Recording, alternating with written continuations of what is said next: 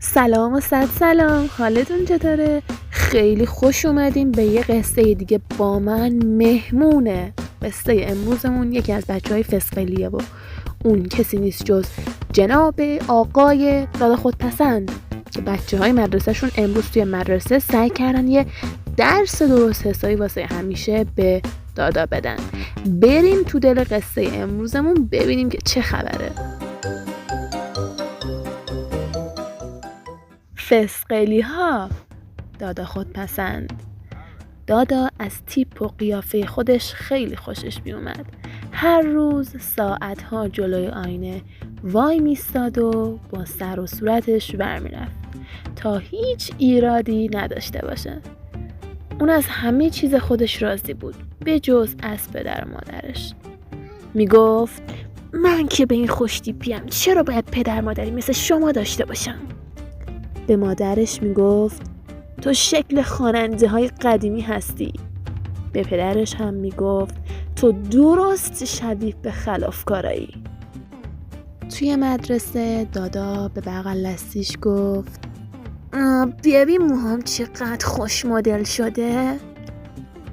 بغل دستیش با حرص گفت بس کن، چقدر از خودت تعریف میکنی؟ دادا توی دلش گفت همه به من حسودی میکنن. بعد هم صاف روی نیمکت نشست، کلاهش رو سرش گذاشت و برای همه قیافه گرفت. ژست خودپسندانی که دادا داشت اعصاب همه همکلاسیاشو خوب کرد. یکی از بچه‌ها به بقیه گفت امروز باید درس خوبی بهش بدیم. یکی دیگه گفت من نقشه خوبی واسش دارم، گوش کنین تا بگم. بچه‌ها با هم نقشه کشیدن. بعد هم یکی مأمور شد که یه شیشه رنگ آبی بیاره. نقشه آماده اجرا بود. یکی از بچه‌ها آینه رو به دادا داد و گفت دادا امروز چه خوشتیپ شدی، بیا خودتو ببین. دادا آینه رو گرفت و گفت اتفاقا دلم برای دیدن موهای قشنگم تنگ شده بود و کلاهو از سرش برداشت. همکلاسی شیطونش یواشکی رنگ آبی رو ریخت توی کلاهش و در رفت. دادا بیخبر از همه جا کلاهشو سرش گذاشت.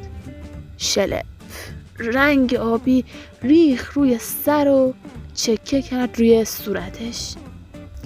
دادا از جا پرید و داد زد وای موهای قشنگم. بچه‌های کلاس زدن زیر خنده. یکی از سر کلاس گفت حالا درست شبیه پدر مادرت شدی. دادا در حالی که به طرف دستشویی میدوید داد زد نه خیر، هیچم شبیه به اونا نیستم. توی دستشویی برای پاک کردن رنگ آبی هر کار که میتونست کرد. به موهاش صابون زد، دستمال کاغذی رو محکم روی موهاش کشید، ولی بیفایده بود. رنگ آبی پاک نشد. اولین بار بود که از دیدن خودش توی آینه خوشش نمی اومد. با خودش فکر کرد حالا با این قیافه مسخره چطوری برم خونه؟ ولی پدر مادرش وقتی اونو دیدن ذوق کردن و گفتن چه خوب، مگه همیشه نمیخواستی بین همه تک باشی؟ خب حالا هستی، چون هیچ کس دیگه جز تو موی آبی نداره. بچه‌ها مرتب و تمیز بودن خیلی کار قشنگیه، ولی با خودپسندی فرق میکنه.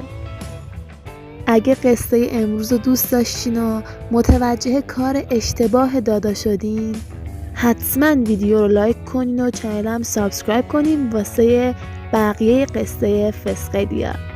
سعی کنین توی زندگیتون همیشه تمیز و مرتب باشین. تا یه ویدیوی دیگه جاتون تو قلبمه. خدافظ.